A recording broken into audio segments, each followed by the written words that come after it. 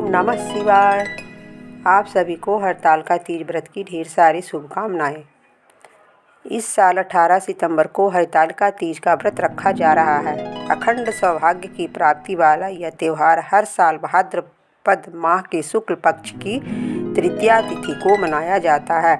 यह व्रत मुख्य रूप से सुहागिन महिलाओं के लिए खास होता है। इस दिन सुहागिन महिलाएं अखंड सौभाग्य और खुशी वैवाहिक जीवन के लिए व्रत रखती हैं। वहीं कुंवारी कन्याएं भी मनचाहा वर पाने के लिए इस दिन निर्जला व्रत रखती हैं। इस व्रत में महिलाएं माँ गौरी और शिव की पूजा करती हैं, साथ ही सौभाग्यवती होने का आशीर्वाद मांगती हैं। विवाहित महिलाओं के लिए यह व्रत बेहद ही महत्वपूर्ण माना जाता है। इस दिन पूजा के दौरान व्रत कथा सुनने से ही पूजा का पूर्ण फल प्राप्त होता है। चलिए जानते हैं हरतालिका तीज व्रत कथा के बारे में। पौराणिक कथा के अनुसार पार्वती जी की सखियां उनका अपहरण करके जंगल में ले गई थीं, ताकि पार्वती जी के पिता उनका विवाह इच्छा के विरुद्ध भगवान विष्णु से न कर दें, क्योंकि पार्वती के मन ही मन भगवान शिव को अपना पति मान लिया था। पार्वती जी के मन की बात जानकर उनकी सखियां उन्हें लेकर घने जंगल में चली गईं।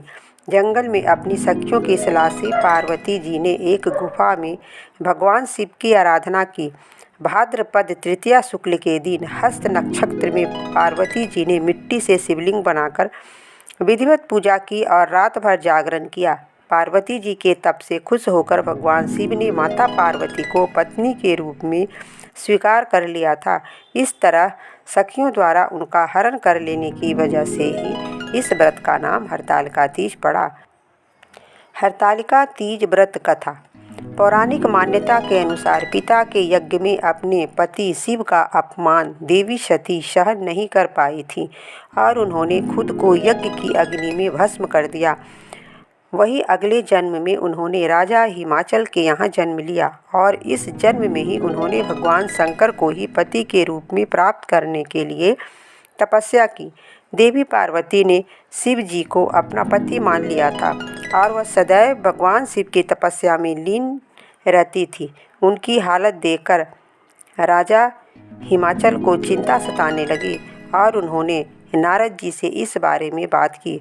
इसके बाद देवी पार्वती का विवाह भगवान विष्णु से कराने का निश्चय किया गया, लेकिन देवी पार्वती विष्णु जी से विवाह नहीं करना चाहती थीं।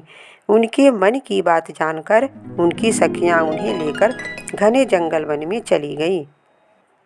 कहा जाता है कि भाद्रपद शुक्ल तृतीया तिथि के हस्त नक्षत्र में माता पार्वती ने मिट्टी से शिवलिंग का निर्माण किया और भोलेनाथ की स्तुति में लीन होकर रात्रि जागरण किया। साथ ही उन्होंने अन्न का त्याग भी कर दिया। ये कठोर तपस्या 12 साल तक चली।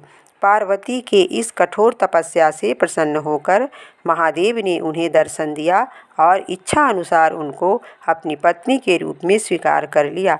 इसलिए हर साल महिलाएं अखंड सौभाग्य के लिए इस व्रत को करती हैं। हर हर महादेव।